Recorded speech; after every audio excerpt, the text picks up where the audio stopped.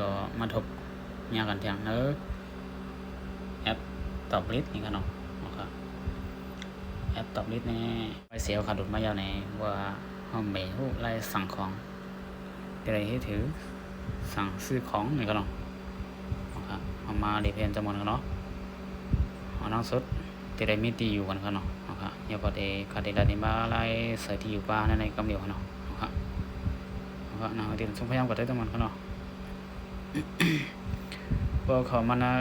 แอปตอบเรียนยาวไหนมันได้มีสินค้าโคของน้องนำน้องไหลนะเกี่ยวกับลองไปอยู่นี้ลองได้ห้องนี้งามนะครับเนาะครับผมแก้เขาได้ซื้อได้เนาะเขาได้ซื้อได้ยาสีฟันเนี่ยเนาะติ๊กเข้าไปนะครับนี่นะแล้วก็มันนี่ปีหยิบใส่ตะกร้าเนี่ยเนาะหยิบใส่ตะกร้าตรงนี้นะนั้นก็มีทางไล่หนึ่งเที่ยวขึ้นนี่นะพวกหันทางรถเขียนนี่นะหันทางรถทางซาเลยนะนี่ซาในมือเดียวก็เลยนะเนี่ยมันดีมาปอนี่นะแถวบางเตอล็อกที่3เนี่ยมันดีมี1ที่ไหนเราเพราะว่าสินค้ามี1นี่เขานี่เขามาเลยเนาะในเขาคนเดียวเขาติดเขาได้หลายหลอดหลายอันเนี่ยนะเขานิ้วไม้บวกเขาลบขึ้นไม้ลบ2 อัน 3 อัน4 อันนี่เนาะได้ตามเป็น1 อันของเรานี่ได้คะแนนซื้อเต้นะประเทศนี้ก็ค่ะนี่ครับนี่ได้สั่งซื้อครับไปกันค่ะมานานนะยาวไหนเพราะว่าก็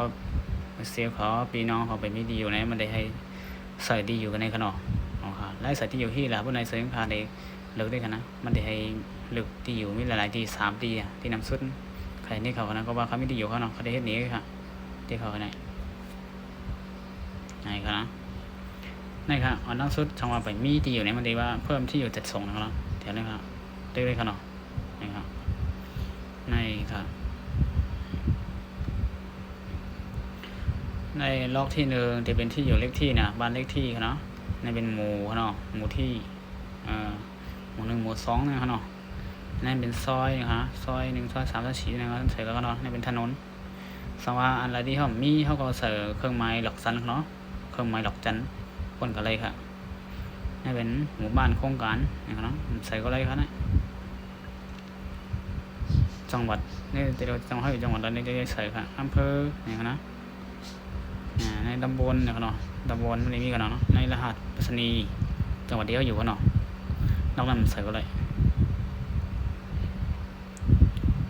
นี่ครับนะใส่ซื้อค่ะ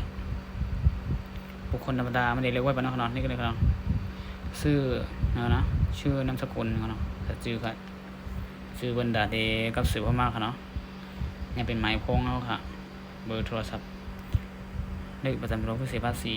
นี่มันใส่ก็เลยครับเนาะใส่ก็เลยครับเขาโดยระบุไว้เนที่อยู่เขานั้นเป็นที่ทำงานที่บ้านนี่เขาใส่ก็เลยครับนั่นก็ที่สำคัญเลยก็เลยครับอย่าเอาเด็กบันทึกที่ไหนครับเนาะนี่ไงค่ะได้ใส่ตีอยู่กันเนาะก็เอาตีอยู่พี่น้องเขาใส่ซ้ำกันนะก็มีอย่างนี้ค่ะเขาออกกับเพื่อนนะครับก็ไม่ที่ล่ะเพราะในสิ่งที่นี้สั่งซื้อของรายการซื้อของจ่ายการมันนะนี่ค่ะเขาเคยเรียกกันนี่นะเอาชัวร์โค้ดนี่กันเนาะชัวร์โค้ดในเขาเนี่ยไหนเขาได้ยืนยันนั่นก็เข้าใจได้บัตรเครดิตอันนั้นก็ตีอาพอดมันมีตีอานี่ยอดของแอปตอบนี้กันเนาะใส่ได้นั่นก็ได้แล้วก็ใส่ได้นั่นก็ได้ก็มาเข้าแบบนี้กันเนาะนั่นเหมือนตั้งขายยำเจอชัวร์โค้ดในของง่ายสุดนะเขาพาเด็กอย่างนี้นะก็มันได้มีชัวร์โค้ดมาเขาก็บันทึกไว้ก็เขากระจาย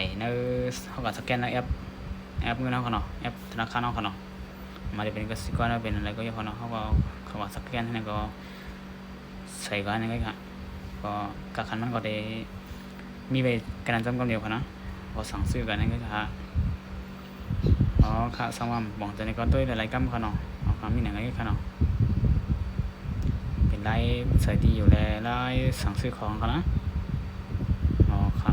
มีหนังค่ะจงไว้ทบยากกันได้ในคลิปหน้ามาค่ะมาสุ่มค่ะ